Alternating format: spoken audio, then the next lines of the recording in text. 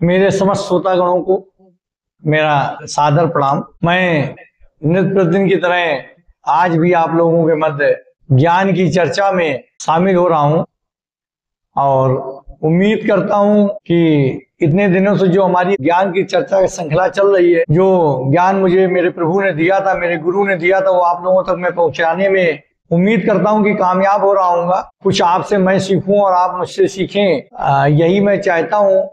और हमारा ये मानना है कि हर व्यक्ति को जीवन में जो भी उसके पास ज्ञान है उसको बांटना चाहिए। अगर किसी और के पास ज्ञान है तो उसको ले लेना चाहिए, इसमें हिचक नहीं होनी चाहिए।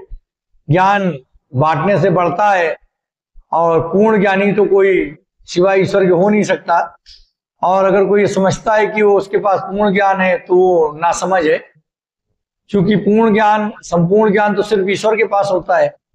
हम लोग तो इस जीवन में जन्म लेने के बाद से छोटे से लेके बड़े तक, बूढ़े होने तक, और जब तक आखिरी सांस रहती है तब तक हम लोग कुछ ना कुछ सीखते रहते हैं। और सीखते रहने से ही धीरे ज्ञान बढ़ता है, लोग ज्ञानी बनते हैं। तो हम लोगों को चाहिए कि हम लोग निरंतर सीखने का प्रयास करें। जो हमें ज्ञान है वो दूसरों को दें, और जो दूसरों के पास ज्ञान है उसमें से जो अपने लिए अच्छा समझे, अच्छा लगे, खुद आत्ममंथन करें और उसके बाद जो अच्छा लगे उसको अपने पास रख लें। तो ज्ञान का आदान प्रदान होता रहना चाहिए ताकि ज्ञान का प्रचार प्रसार हो। इसलिए हम ये उम्मीद करते हैं कि जो लोग यहाँ पर आते हैं, हमारी बात सुनते हैं, जो यहाँ पर नहीं आते किसी और के माध्यम से हमारी बात सुनते हैं, या वीडियो के माध्यम से या किसी भी तरह से हमारी बात उनके कानों तक पहुंचती है, तो उसको अपने दिमाग में उसके बारे में सोचें, दिमाग से उसका मनन करें। और अगर उनको सही लगती है तो हमें कमेंट्स के माध्यम से बताने का कष्ट करें कि उनको हमारी बात कैसी लगी, क्या कमी, क्या अच्छी लगी, क्या अच्छाइयां थी, क्या कमियां थी। क्योंकि जब हमें आप लोग बताएंगे कि ये कमी रह गई या ये अच्छा रहा, तो हमें अपने ज्ञान को आगे बढ़ाने में, ज्ञान को सही दिशा प्रदान करने में और ज्ञान को और अधिक कारगर ढंग से बताने में हमें मदद मिलेगी।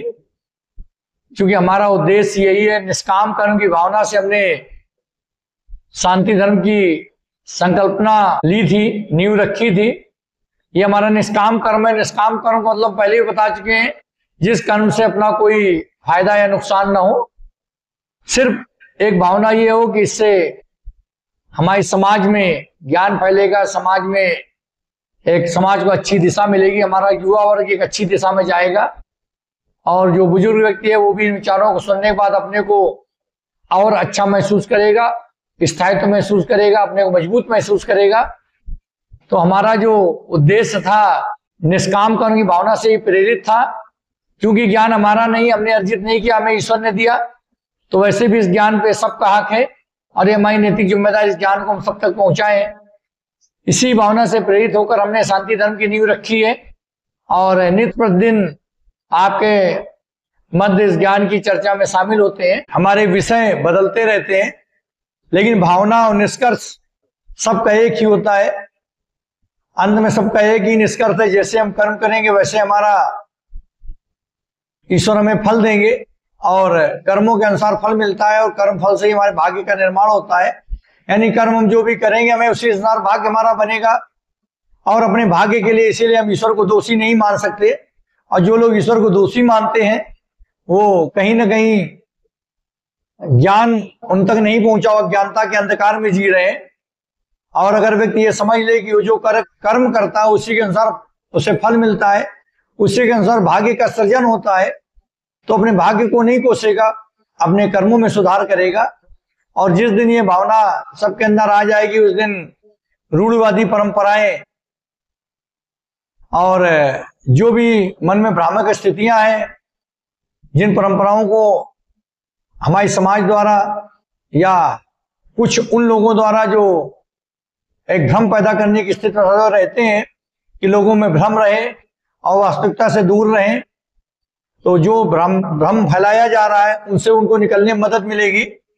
क्योंकि जब कर्मों के अनुसार ही भाग्य का निर्माण होना है तो जैसे हम कर्म करेंगे वैसे हमारा भाग्य बनेगा। तो इसमें कोई भ्रम की स्थिति नहीं होनी चाहिए।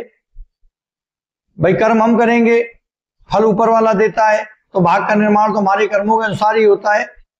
और इसीलिए हमने अपने शांति धर्म में कहा है कि सीधे ईश्वर से मुलाकात, सीधे ईश्वर से वार्तालाप, यानी व्यक्ति अपने आचरण को, अपने कर्मों को सुधारे, अपनी आदतों को सुधारे, मदिरा सेवन छोड़े और मांसाहार छोड़े। इसके बाद वो अगर सच्चे मन से, स्थिर मन से, बंद आंखों से प्रभु को याद करता है तो उसे मिलेंगे, प्रभु से वार्ता भी होगी, मुलाकात भी होगी।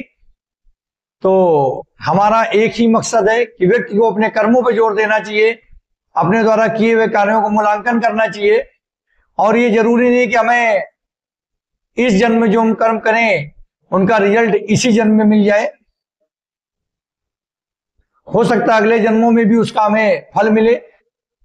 तो सीधी बात है, एक सरल शब्दों में कहें कि कर्मों से भाग्य बनता है। इसलिए सिर्फ हर व्यक्ति को केवल और केवल अपने कर्मों पे ध्यान देना है। उसे भाग्य को कोसने की जरूरत नहीं है, ईश्वर को दोष देने की जरूरत नहीं है। जैसे पुत्र अगर गलत कार्य करता है तो पिता क्या कर सकता है? अच्छे कार्य करेगा तो अच्छा आशीर्वाद मिलेगा, खुश होगा, पिता भी खुश होगा। उसी तरह ईश्वर भी हमारे पिता तुल्य हैं।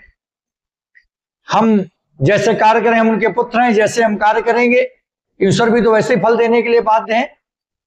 जिस तरह पिता फल देता है उसी तरह ईश्वर फल देते हैं। पिता पुत्र के मुंह में पड़ जाता है, इसलिए वो एक सही ढंग से फैसला नहीं ले पाता, उसके फैसलों में मोह की छाप पड़ जाती है। जैसे हमारे महाभारत में धृतराष्ट्र जी के ऊपर थी, पुत्र मोह की छाप थी, दुर्योधन को कभी सही दिशा नहीं दिखा पाए और केवल पुत्र मोह में ही पूरा महाभारत युद्ध हो गया, कौरव वंश की समाप्ति हो गई। तो इंसान और भगवान में ये फर्क है कि इंसान मोह में पड़ता है और मोह में पड़ने की वजह से सही फैसले नहीं ले पाता, और ईश्वर का तराजू में मोह नहीं होता, पूर्ण ईमानदारी होती है, तोला की नोक बराबरी पे रहती है, इसलिए वहां पूर्ण ईमानदारी से फैसले हो जाते हैं। इसलिए हम लोगों को अपने कर्मों पर जोर देना चाहिए। और इसी से संबंधित आज हमारा एक विषय, एक टॉपिक है जीवन साथी का चयन। जैसा कि इस शब्द से सब लोग परिचित होंगे, सभी लोगों को पता है कि जीवन साथी का मतलब क्या है, बताने की जरूरत नहीं है। जीवन साथी मतलब जीवन भर का साथ देने वाला व्यक्ति। वो अगर पुरुष है तो उसकी महिला जीवन साथी होगी, महिला है तो पुरुष जीवन साथी होगा। जीवन साथी का चयन एक बहुत ही महत्वपूर्ण फैसला होता है, बहुत ही कठिन, बहुत ही महत्वपूर्ण, जिसमें हमारा शेष जीवन के सुख दुख, खुशियां, उम्मीदें सब निर्भर करती हैं। अगर हम एक सही जीवन साथी का चयन कर पाए तो जीवन में हमारी सारी उम्मीदें पूरी होंगी, हमारे जीवन में संतुलन स्थापित रहेगा और हम जीवन में प्रगति करेंगे, अपने उद्देश्यों को एक साथ पूरा करने की दिशा में जाएंगे। अगर सही जीवन साथी मिल गया, हमारा खुशहाल जीवन व्यतीत होगा। और अगर कहीं गलत जीवन साथी मिल गया तो जो शेष जीवन है वो जीवन समस्याओं से भरा रहेगा, लड़ाइयां होंगी, खुशहाली चली जाएगी, मन की शांति चली जाएगी। अब सवाल आता है कि इतना अगर ये बड़ा फैसला है, जीवन साथी का चयन इतना महत्वपूर्ण फैसला है और शेष जीवन को एक दिशा देने वाला फैसला है, तो हम एक सही जीवन साथी का चयन कैसे करें?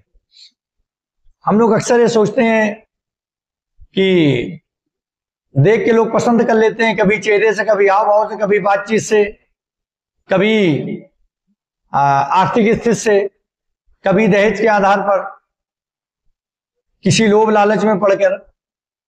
लेकिन हमको ये सोचना चाहिए कि हम सही जीवन साथी चुने कैसे। ये सही मामले में ये विचार बहुत हम लोगों के मन में आता है कि इसका आधार क्या होना चाहिए। भाई अगर हम सही जीवन साथी चुनने का प्रयास करें तो हमको पहले अपने को समझना होगा, हमें जानना होगा कि हम अपने जीवन से क्या चाहते हैं, हमारी पसंद क्या है, हमारी नापसंद क्या है, हम अपने से और अपने साथ वाले साथी से क्या उम्मीद करते हैं। जब हमको ये पता होगा कि हम अपने आप से क्या चाहते हैं, अपने जीवन से क्या चाहते हैं, हमारे उद्देश्य क्या है और सामने वाले से हम क्या उम्मीद करते हैं, हम क्या चाहते हैं, सामने वाले में क्या खूबी हो, उसकी सोच कैसी हो, तभी तुम सही जीवन साथी का चयन कर पाएंगे। हमें पता होना चाहिए कि हमारी अपनी पसंद नापसंद क्या है, हम अपने साथी से उम्मीद क्या करते हैं। ये दोनों पार्टनर को, महिला हो या पुरुष, दोनों को सोचना चाहिए और इस बारे में अपने दृष्टिकोण बिल्कुल स्पष्ट कर लेने चाहिए। जीवन में जब चीजें बिल्कुल साफ होंगी, इरादे बिल्कुल स्पष्ट होंगे और तब उन इरादों के साथ, उस दृढ़ विश्वास के साथ कि हमको यही चीज चाहिए, यही मामले में चाहिए।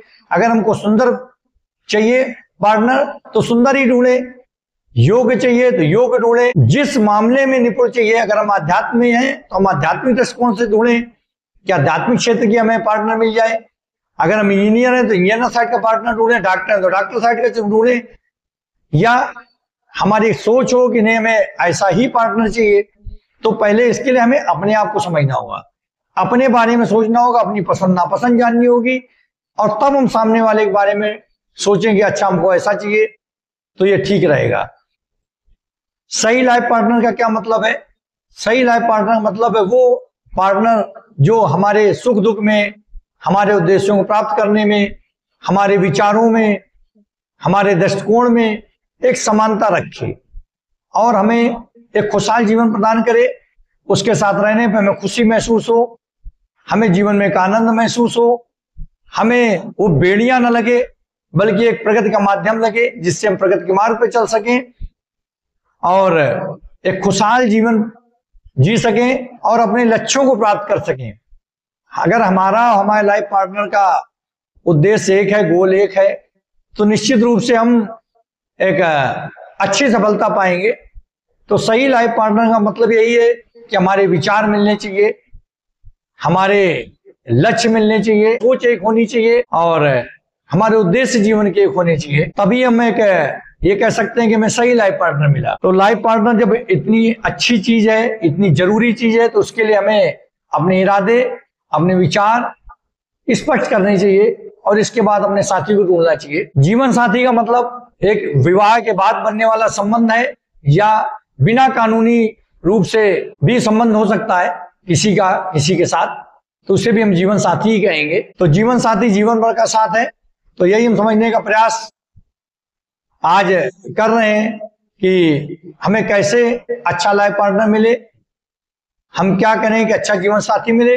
हाँ, अब एक सवाल आता है कि बहुत लोगों के मन में होगा और बहुत लोगों को इसका उत्तर नहीं मिला होगा अब तक, जिसका हम उत्तर देने का प्रयास कर रहे हैं कि जोड़ियां जो बनती हैं शादी के समय, जो भी वर वधू जोड़ियां बनती हैं, ये ईश्वर बनाता है या हम लोग बनाते हैं? तो अक्सर ये सुना, जब तक हमको ज्ञान नहीं था हमने भी ये सुना जोड़ियां ईश्वर बनाता है। ऐसा नहीं जोड़ियां ईश्वर बनाता है। गीता में श्री कृष्ण ने कहा था, श्री भगवान ने कहा था कि मैं सब कुछ करके भी कुछ नहीं करता हूं। मतलब उनका मतलब था सब कुछ मैं करता हूं, मतलब फल वही देते हैं, कर्म हम करते हैं। तो कर्म हम करते हैं, फल वो देते हैं, उसी के अनुसार हमारे भाग्य का निर्माण होता है। तो हमारे बहुत सारे जन्म हो चुके होते हैं, इस जन्म के पहले बहुत सारे जन्म हो चुके थे, इस जन्म के बाद भी बहुत सारे जन्म होंगे। तो हमारे कई जन्मों का जो कर्मों का परिणाम है वो हमारे सामने आता है। तो चूंकि जो कर्मों का परिणाम होता है उसी से हमारा भाग्य बनता है और भाग्य के बारे में हम नहीं जानते, भाग्य अज्ञात होता है। इसलिए जब हमारे साथ कुछ ऐसा होता है, जोड़ियां बननी होती है, जोड़ियां बनती हैं, तो हमको लगता है कि विधाता ने ऐसा सोच रखा होगा जो ऐसा हो रहा है, जबकि हमारे कर्मों का परिणाम होता है। लेकिन चूंकि मैं ज्ञात नहीं होता इसलिए हमें ऐसा महसूस होता है कि विधाता ने ऐसा सोच रखा होगा। तो जोड़ियां भी हमारे कर्मों के परिणाम स्वरूप ही हमको मिलती है। जैसे हमारे कर्म वैसे हमारा फल, वैसे हमारा भाग्य, उसी भाग्य के अनुसार जोड़ियां बन जाती हैं। हाँ, ये जरूर कि जब जोड़ियां बन जाती है तो विधाता का आशीर्वाद मिल जाता है। तो स्पष्ट है कि हमारे जैसे कर्म होंगे वैसे हमारा भाग्य बनेगा, उसी के अनुसार हमारी जोड़ियां बनेगी। वही हमने कहा कि कर्मों के अनुसार ही संसार में सब कुछ इंसान के साथ होता है, उसे ईश्वर को दोष देने की जरूरत नहीं है। हम जैसे कर्म करेंगे इस जन्म में या अगले जन्मों में जो भी किया है उसके परिणाम ही हमको मिलेंगे। इस जन्म के परिणाम भी मिलेंगे, कर्मों के पिछले जन्मों के भी मिलेंगे। तो इन कर्मों के परिणाम स्वरूप हमारे भाग्य का निर्माण होता है। भाग के अनुसार हमें जोड़ियां मिल जाती है, कौन कब कहाँ मिल जाए, कैसे मिल जाए, कि हालातों में मिल जाए, कैसे हमसे जुड़ जाए और जोड़ियों का निर्माण हो जाए, ये हमारे भाग्य के अनुसार होता है। और भाग्य अज्ञात होता है, इसलिए हमको ऐसा लगता है कि विधाता ने ये जोड़ी हमारे लिए बना रखी। हाँ, जोड़ियां भाग्य के अनुसार बन जाती है, फिर विधाता का आशीर्वाद मिल जाता है। तो आज हम उम्मीद करते हैं कि जोड़ियां कौन बनाता है, इस प्रश्न का उत्तर हमारे श्रोतागणों को मिल गया होगा। और हम उम्मीद करते हैं कि जीवन साथी के विषय में चयन कैसे करें, अच्छा जीवन साथी कैसे मिले, जीवन साथी का मतलब क्या है, और जीवन साथी कैसे सुख दुख का साझीदार होता है और कैसे हमारे जीवन को प्रभावित करता है, इन सारे विषयों पे हमने आज प्रकाश डाला है। उम्मीद करते हैं कि हमारे श्रोतागणों को समझ में आया होगा। और अगर कोई प्रश्न है तो हमसे कर सकते हैं। और इसी के साथ आज की ज्ञान की चर्चा हम यहीं पर समाप्त करते हैं। ओम नमः शिवाय। जय बोलेनाथ।